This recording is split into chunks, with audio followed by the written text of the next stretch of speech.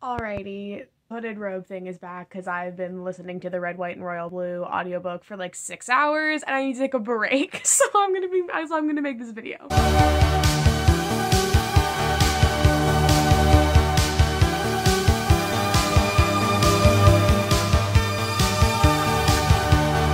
Alrighty, folks, welcome to my July recap. We're going to be reviewing all the TV shows, movies, books I watched, read, whatever in July. Very exciting. We have some very exciting things to talk about, which I feel like I say every month. But media is the only thing that I get excited about, so I feel like it's fair. I said in my last video that I was watching Dark Academia movies with my friend for a video. That video is now out, so now you can go watch that, hear my reviews on the movies that I watched in the last couple months, and now I can put them on my tier list, okay? So we have to put Kill Your Darlings, Dead Poets Society, Black Swan, Morris, and Dorian Gray on my tier list, if I recall correctly. Okay, lovely. So Kill Your Darlings, oh my god, this is so hard. Okay, I'm gonna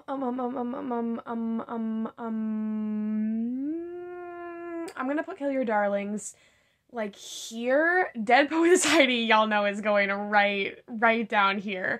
Black Swan, ooh, dramatic. Morris, like here.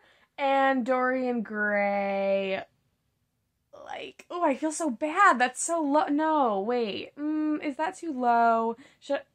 I'll put it here. Okay. First couple things I watched in July were the second and third Conjuring movies. So I'm a big fan of the first Conjuring. I think the first Conjuring movie is one of the greatest modern horror movies of this age. And I think that everything else James Wan has made is just incredibly average. And that's so sad to me because I think that like some of the scenes in The Conjuring are like scenes that they're gonna teach you in classes about horror like 50 years from now, like the hide and clap scene, the scene with Joey King's character and they like pull her foot on the bed, like iconic, truly iconic scenes in horror film history. I think that the third act of the first Conjuring is the beginning of the end for James Wan because he's lost all the mystery and he just likes to show us the demons straight up now. And I think that's upsetting because I think the mystery and the intrigue and what you see in your head is scarier than what you can see on a screen is what makes movies like the first 2/3 of The Conjuring and many movies like it so good and such staples in the horror genre. Tangent aside, I watched the second and third Conjuring movie because in July, The Conjuring 3 was the HBO Max movie of the month, and I hadn't seen The Conjuring 2, so I went and watched them. All right, so The Conjuring 2 is just The Exorcist but worse. I like The Exorcist a lot. I would definitely just go watch The Exorcist instead of this movie. This movie was fine. It was just literally everything I've seen before. There was nothing new and inventive about it. I love Vera Farmiga. Vera Farmiga is why I stick with these movies because she can do no wrong. I think she's an incredible actress. I'm a Bates Motel stan in my blood. So yeah, just very not memorable. I literally just keep thinking, I think of this movie and I'm like, was that in that movie? And then I'm like, no, that's a scene from The Exorcist. Not good. Would not watch again. So I'm gonna put it here. The Conjuring 3, I literally don't remember this movie. I say that the second one was not memorable, but I literally don't remember this movie. My baby boy Luke and from Haunting of Hill House, and he was Billy? Was he Billy? Billy in WandaVision. I love that kid. That kid owns my heart. He's 90% of the reason why I watch this movie. He was 90%. Vera Farmiga was the other 10%. He was fabulous in all the scenes at the beginning where he was getting possessed by the demon. He's a fabulous little actor and I just love him and I think that he deserves a happy long career. But I watched this movie a month and a half ago, but I genuinely don't remember what happened. I know the older brother got possessed by the demon because they exorcised it out of baby Luke's character. Did I even finish this movie, deadass? I literally could not tell you what happened after the first 20 minutes of this movie. Why does James Wan insist on making average movies when I know he's capable of making things like The Conjuring?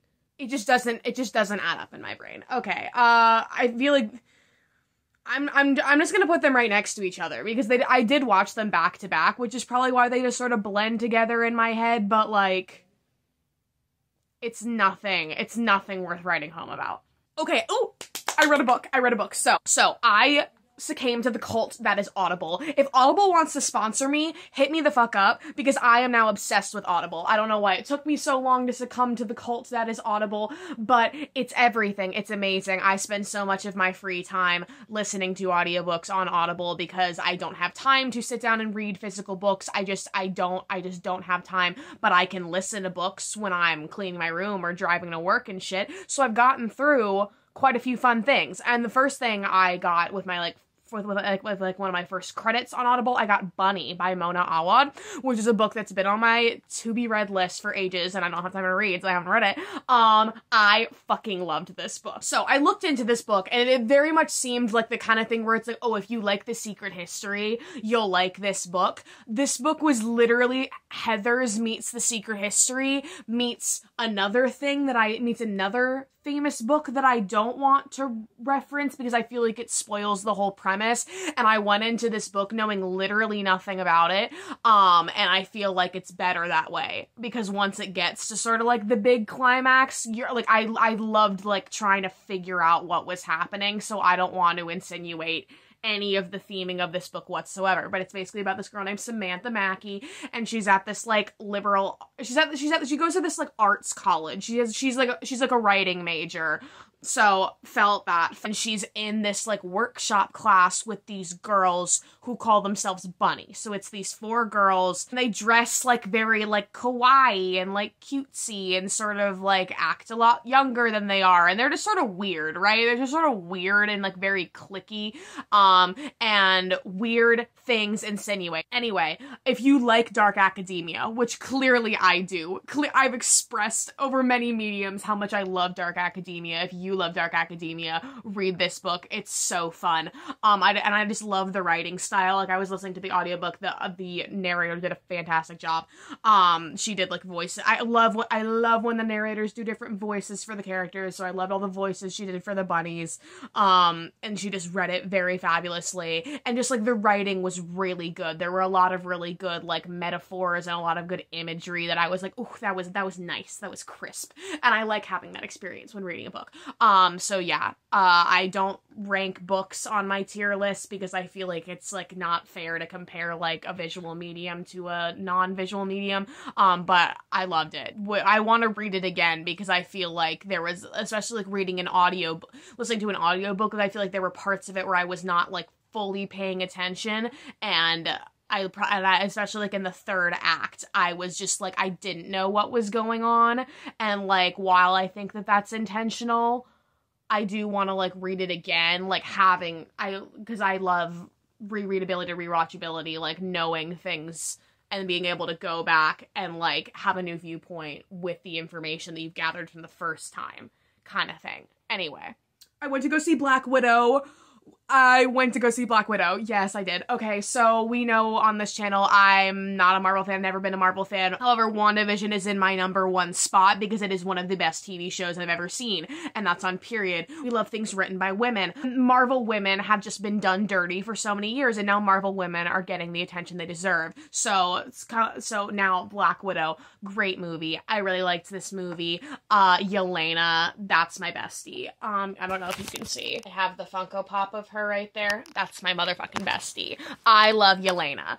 We know on this channel, Midsommar is one of my favorite movies. I love Little Women. Amy is my bitch. I'm a Florence Pugh stan. Went into this movie being a Florence Pugh stan, going just for Florence because she belongs to the girls and gays. Went to support my girl. David Harbour was also very good. Loved seeing him in something that was not Hopper, because I've never seen him in anything that's not Stranger Things, and I thought he was fabulous. I just love the dynamic of the whole family, of Natasha and Yelena, and then Rachel Weisz and David Harbour's characters. I loved the whole beginning, like the little prequel bit. I thought that was like really well set up. The way, because I like don't know a ton about Marvel, and I feel like it like set it up super well as sort of like this like weird like trafficking secret like super assassin project thing. The opening credits, they really did that. Absolutely. It was just a fun movie. I just enjoyed it. I think that there were a lot of really good elements to it. And while I don't think it's like the best movie ever made, and it's probably not even like the best Marvel movie, like objectively, like Endgame is like a fantastic movie, even though I'm not like into Marvel or whatever. I had a really good time. I really enjoyed it. I liked Yelena. I'm a Yelena stan. You will catch me buying Yelena merch. Yelena and Wanda, those are my bitches. I stan with them.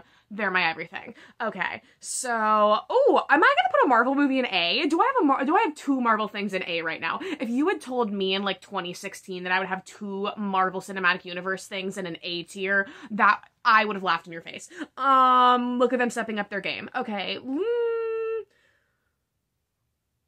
I'm gonna put it here. Like, I think I still liked Cruella more.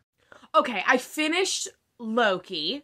Last month I said that I had been watching Loki, but it hadn't finished yet. Now it is finished.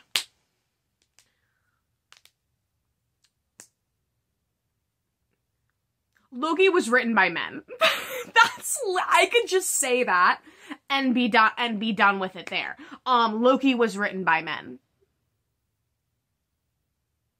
Sylvie is a fetish object, and it makes me angry.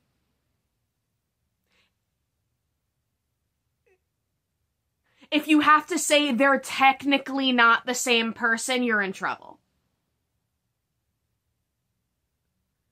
I want a spin-off cartoon about Miss Minutes. Tom Hiddleston's hair was the star of the show.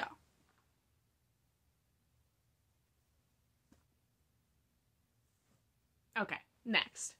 High School Musical, the musical, the series, season 2 ended.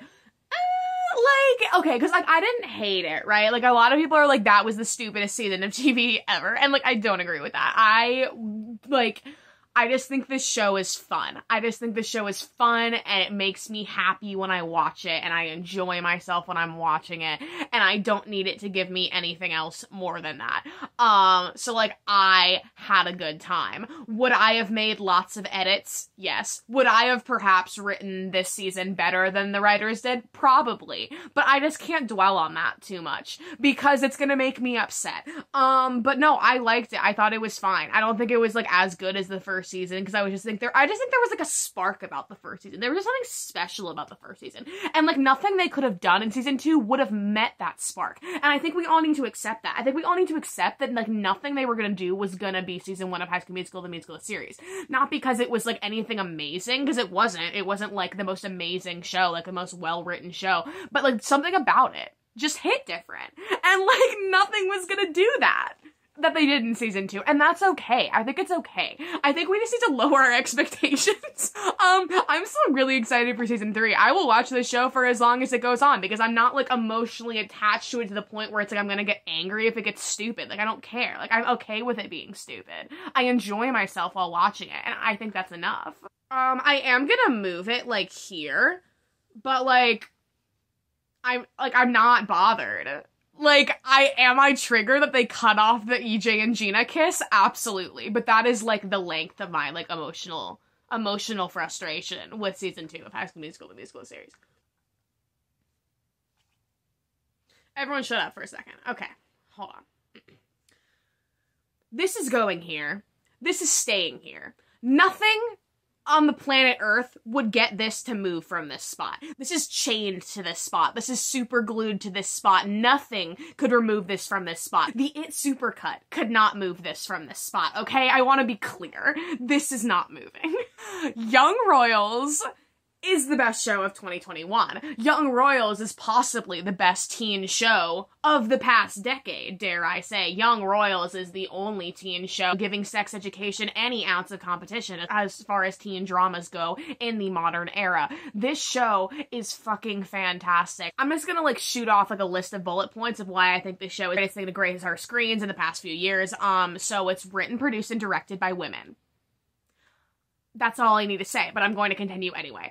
Age-appropriate casting. All the main actors have acne. Two main actors who play the couple, fantastic fucking chemistry. Ridiculously good chemistry. Some of the best chemistry, if not the best chemistry I've ever seen among two actors in any sort of film, TV, media, whatever. Fucking fantastic. That's what happens when you have a show produced, written, and directed by women, and they make an effort to have an intimacy coordinator and make things look good and believable, and just, like, there was such, like, care and tenderness and love put into the show, and it's everything to me. The soundtrack is amazing. The cinematography is amazing. This show came out at the beginning of July. I kid you not, I have watched this show fully at least 15 or 16 times, and I just have it on in the background at every other point in the day. I've picked up Swedish from how much this show is just, like, playing in my house. It's truly a hyperfixation that I have not encountered in quite a long time, and I'm quite worried for my mental health and sanity. But this is the greatest thing Netflix has made in years, so I don't care. If this show does not get renewed for season 2, I'm going to leap off of a cliff. But we don't want to think about that right now. We don't want to think about that right now. We're fine. Everything's fine. Anyway, all jokes aside, this is a 6-episode Swedish miniseries Netflix original about the Prince of Sweden. He gets into some trouble. He gets into some trouble with the press, and so his parents, the king and queen, send him to this, like, elite boarding school called Hilerska, and to sort of, like, get him into shape and, you know, get him to get his shit together. And there he meets this boy named Simon, who's a non-resident, so he doesn't go to the boarding school. He doesn't live in the boarding school. He's there on a scholarship.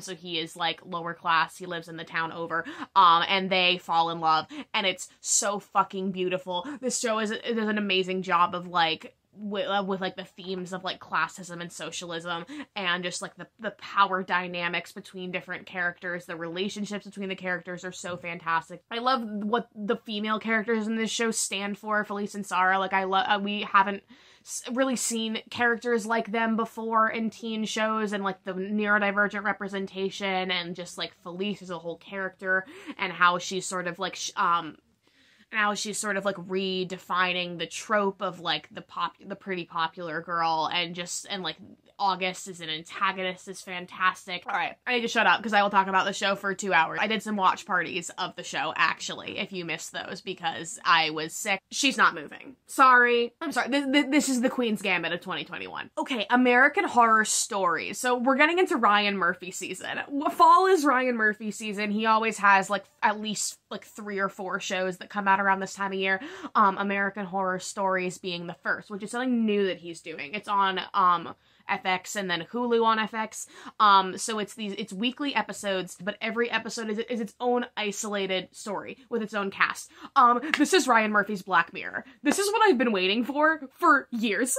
Like, I have always said that Ryan Murphy works better in short form content, and that's why, like, his shorter miniseries tend to be more coherent than, like, his longer stuff, because Ryan Murphy has too many fucking ideas, and once he's given the platform to sort of work with all of them, it just becomes convoluted and crazy, and he works better when he's, like, sort of constricted because he has so many ideas. And I think that, and, like, this is what I've been waiting for, of, like, giving him, like, a Black Mirror type thing where he can just sort of do all of his little subplots, but have them be separate, isolated things that don't, like, mess up, like, the storylines of his, like, longer form content. That probably makes no sense. That being said, American Horror Stories isn't fantastic, but that's not the point. The point is that, like, this is, like, the medium that's going to make it so that a lot of his stuff, like American Horror Story, is probably going to be better. And, like, surely that doesn't make a lot of sense. But I just love like, this kind of concept that Black Mirror sort of, like, revitalized and like, modernized. Like, I love it. I love having, like, the mini movies where it's, like, you just have no idea what's gonna happen and the entire thing is contained under one episode.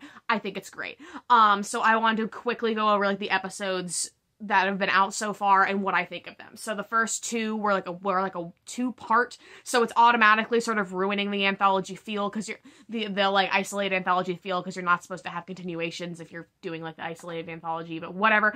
It was Rubber Woman Part 1 and 2. Rubber Woman, so this was like a little murder house spin-off. It was about a family that moved into the murder house post like the events of like, I guess, Apocalypse sort of fuck things up because it like revamped the timeline. I liked part 1. I liked the dynamic between the daughter and the parents, and I liked the mystery of, I just loved being in the murder house again. I loved the use of the soundtrack and sort of the escalation of the conflict and the way that it ended. Episode 2, part 2, terrible. Hated it so bad. Everything has already been said on Twitter. Like, it didn't need a part 2. It could have just been the part 1, and like, spoiler alert, ended with her like killing the girls, and like, I would have been satisfied. I'm sure a lot of other people would have too. Episode 3 was the drive-in movie episode. I liked this one a lot. I thought this one was fun. Like, I love that, like, that like, I can't believe it took Ryan Murphy this long to do a show like this, because I liked that like, I loved an episode like this that was just like this stupid fucking idea in theory, right? But it's like, you know that he would have tried to shove this idea into a season of American Horror Story, and like, it would have been like bad. But the fact that it was like its own isolated thing, and that it was just like sort of like this hour-long like little mini splice, like, I thought it was great. I didn't think it needed to be any more than it was. Number 4 was like the YouTube guys. I loved this one too. I'm sorry. This one was my favorite until the Billy Lord one, which we'll get to. I just thought this one was so fun. A like satirical analysis on like YouTube TikToker culture is just like always fun to see. Like, I know it was like inherently cheesy, but and like predictable, but like, I just had so much fun watching this episode, and I just loved the way that it ended, and I thought it was a super good time. Love seeing Kevin McHale again in a Ryan Murphy production since Glee. Period. He carried. He was great. Number 5, the Billy Lord, like, Satan baby episode. Incredible. This one is like unanimously, like, everyone thinks this one is the best episode so far, and I agree. I just think this one, like, the writing was really good, the acting was amazing, Billy Lord was amazing, love that girl. I think this one was also a bit longer, like, and I love the little twists at the end. Very Ryan Murphy, like, very like far-fetched and ridiculous, but enjoyable, and I think that's what the show is, and I think that's okay. And then last week was the one with Aaron Tveit, where it was like the Bigfoot one. Cody Fern was in this one. He was the cop. I'm just having a lovely old time. I've never taken American Horror Story seriously, and I think that's why I'm enjoying this, and a lot of other people aren't. I don't think American Horror Story is good. Okay, y'all, I know I just like caused a lot of people to like stand up out of their chairs in anger. Listen, is American Horror Story good? No, it's not. That's the thing. Like, it's not good. Like, it's not like good. But it is, but it's not. Like, do you know, like, it's not. And neither is this. This is American Horror Story. It's not, it's the same level, it's the same caliber. I think we're hyping up American Horror Story a bit too much. And this is, like, I'm an American Horror Story fan. Like, I'm an enthusiast. I love American Horror Story. Like, I love it. But, like, is it good? No, it's ridiculous. It's ridiculous. And I think we need to stop taking it so seriously. It's American Crime Story is good. Like, American Crime Story is quality. Is, like, good writing. Is American Horror Story good writing? No, never. It's never has been. I think we need to face facts. And, like, I mean that with love. I mean that with love and adoration as a fan. Like, it's not good. It's ridiculous, and I love the ridiculousness, and I think that this show is ridiculous in the way that American Horror Story is.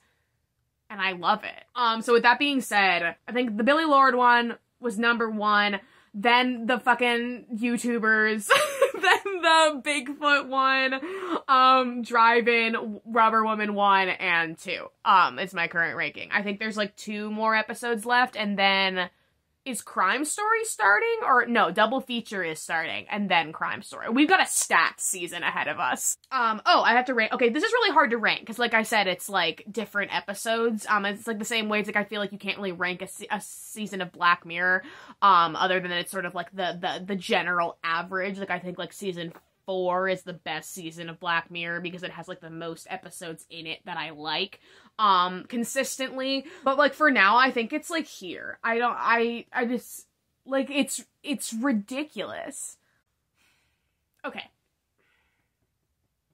Okay, we need to talk about Fear Street. I, like, started recording a video on Fear Street, but considering the message of today's video is stop taking things so seriously, I'm not gonna be posting that video because my critiques on Fear Street are, like, way too serious. Like, it's not that deep, and, like, I have to realize that it's, like, Fear Street is stupid, and it's allowed to be stupid, and people are allowed to like it without, and, like, I'm like, yes, I'm gonna be all, like, pretentious, and, like, oh, this is not anything original, or, like, redefining anything in horror, and, like, that's fine.